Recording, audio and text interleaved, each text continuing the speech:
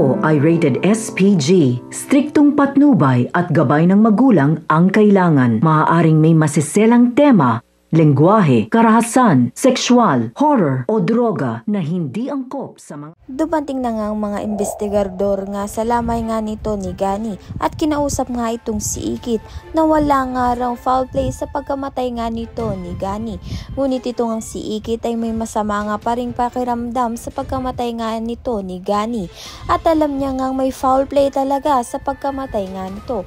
Kaya naman nga nakiusap nga siya sa mga investigador na patuloy pa rin nga nilang pag-imbestigahan nga ang pagkamatay nga ng kanyang ama. At ito nga si Ikit ay nakahanap nga ng ebidensya na magpapatunay na si Rika nga ang pumaslang nga sa kanyang ama.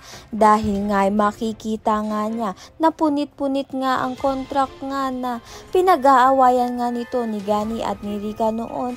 At ito na nga rin ang rason kung bakit nga napaslang ni Rika ito ngang si Gani. Malakas na ebidensya nga ito at may posibilidad ng pagbayaran na nga ni Rika ang kasalanan niya nga sa loob ng kulungan at hindi na nga matuloy pang masama niyang binabalak sa daraitan dahil nga ito din ay labag nga sa batas na maglagay nga ng kasino sa kabundukan dahil nga ay masisira nga ang natural nga na ganda ng lugar.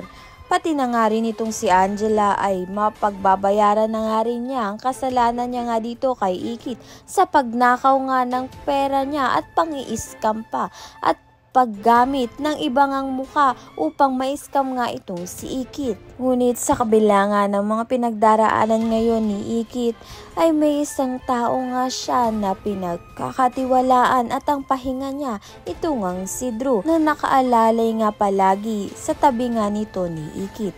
Ayan at iba pa ang dapat nating makaabangan. Maraming salamat sa iyong panonood.